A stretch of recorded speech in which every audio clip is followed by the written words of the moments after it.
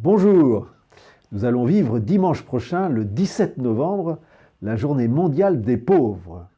Il s'agit de la 3e année où l'Église catholique célèbre cette journée mise en place par le pape François, rappelez-vous, à la fin de l'année de la miséricorde. Comme le dit Monseigneur Delannoy, la pauvreté fait peur. Que cette journée soit pour tous un rappel de la résistance que nous devons exercer face à la tentation. Tentation de ne rien faire, rien dire, de se sentir inutile, nous dit Monseigneur Pascal Delannoy. Moi-même, Hervé, je me pose la question, quelle est ma forme de lâcheté? Ma manière de tolérer, de banaliser l'intolérable qui est autour de moi. La fraternité n'oublie personne, se doit de partir des plus fragiles, et nous le savons, des plus précaires, car à ce moment-là, on n'oublie personne. Mais ce n'est pas un choix aujourd'hui, c'est vraiment une nécessité. La journée mondiale des pauvres et la journée nationale du secours catholique sont situées le même jour.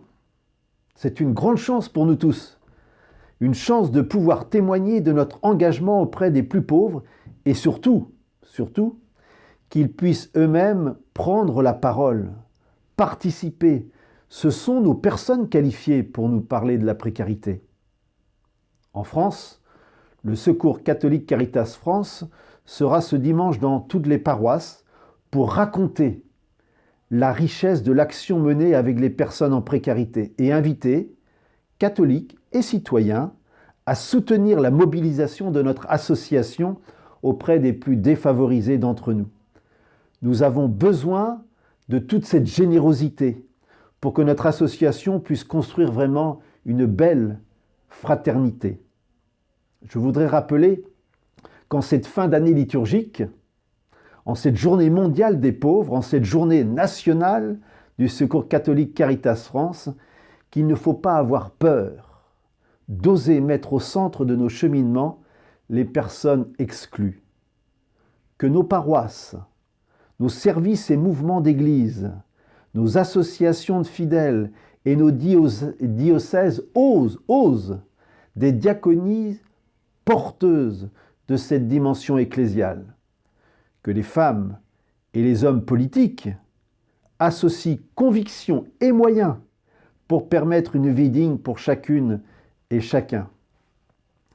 Vous savez, l'assemblée plénière des évêques qui vient de se terminer à Lourdes nous invite à la suite de l'encyclique Laudato Si à écouter la clameur de la terre et la clameur des pauvres, à entrer dans la confiance.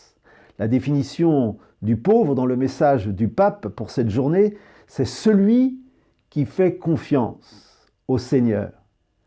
C'est pour cela qu'il nous faut mettre au centre de nos cheminements les plus pauvres. Cette option préférentielle pour les pauvres se met en œuvre avec les pauvres, car ils ont une force, nous dit le pape, de salut pour nous évangéliser et nous enseigner.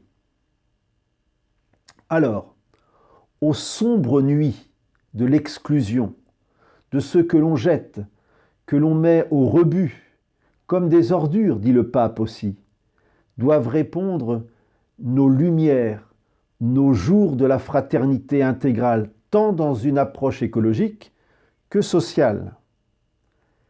Alors, quel effort, quelle rencontre pour apaiser la clameur de la terre? Quel effort, quelle rencontre, quel engagement pour apaiser le cri des pauvres.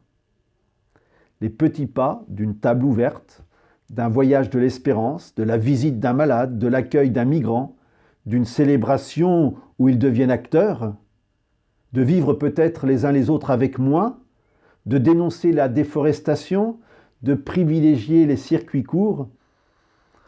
Nous en sommes tous capables. Jésus n'a de cesse de nous provoquer à une culture de la fréquentation des plus fragiles dans l'Évangile, sans aucune exclusion, et du respect et du partage de notre maison commune. Même l'assistance solidaire doit se muer en rencontre fraternelle. N'ayons pas peur, ensemble, nous en sommes tous capables.